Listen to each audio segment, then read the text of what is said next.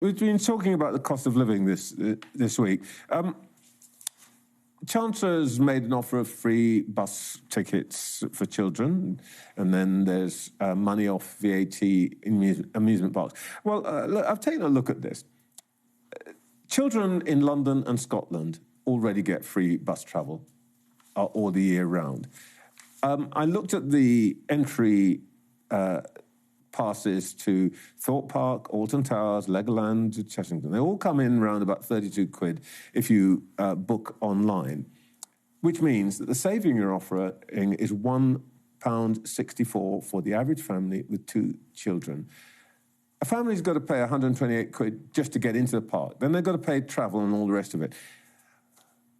Free travel on buses for some kids and £1.64 off a bill that most families will see as £250. It's not very impressive, is it? It's not going to make much difference. Trevor, I wouldn't say that just because kids in London get free bus travel, we shouldn't worry about kids anywhere else in the country.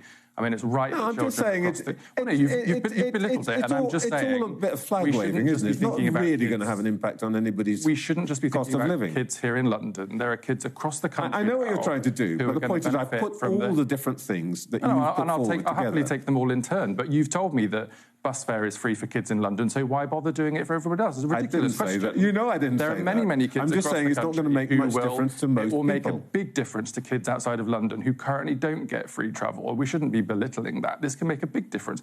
There are many kids in my constituency who would never travel into the city centre in Bristol because they can't afford to do so. The fact that they can now get free travel is something that we should be celebrating and welcoming. And look, the announcements the Chancellor announced for the Great British Summer of Savings are small, helpful contributions to just help lift the pressure a bit for families during the summer months. When you want to do off a bill of nearly £200, is that?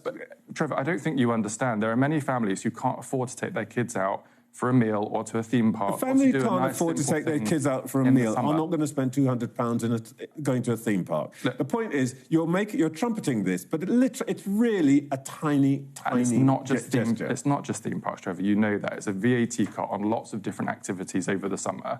When families, when they've got their kids at home out of school, want to try to do something to give them a bit of joy in the days when they're at home, I think we should be welcoming in the fact that the government is taking decisions to help with people's bills on those types of issues over the summer, which can often be a very stressful time for families when they can't afford to get the kids out of the house and to help them do something fun over the summer. But this is not just an isolated package. If you look at our childcare bills support, that's £8,000 a year per child for families who have got young kids in nursery. If you look at the cut we've made to energy bills, if you look at the freezes on NHS prescriptions, bus fare cap at £3 for adults, this is part of a much wider package of actions from the government, which are trying to help with the cost of living. You say it's part of a wider package, and in a sense, that's actually the point I'm making here. This is, in some ways, emblematic of what some people call Starmerism, that you have a big problem and you produce tiny solutions. Prime Ministers today writing to broadcasters, calling on them to make the Champions League final free to air, save some people a fiver off going to see it in the pub or wherever it is. At the same time, this morning, Reform, who you regard as your principal opposition, are proposing tax cuts worth thousands for workers who do overtime. You can criticise that, but the point is, the scale of their ambition, 1,000, and yours is a fiver. Do you feel you're fiddling while Britain is burning? No. Well, look, there's one part of your question I might agree with, which I'll come back to when I've just answered the first part. The first part is when you're the Reform Party, you can create fiction as much as you like. I could offer you, if I was in Reform, to save you £500 a year on your tax. But how am I going to pay for the NHS cuts to its budget as a consequence? No, this is important. If Reform says they're going to cut tax, it means they're going to cut funding to the NHS. Are you happy with that? Because their proposal is they're going to charge you to use the NHS. No, they're going to have the welfare reforms that you didn't bring in. No. That's what they say. No, they've said they're going to have a paid-for insurance product for accessing NHS services.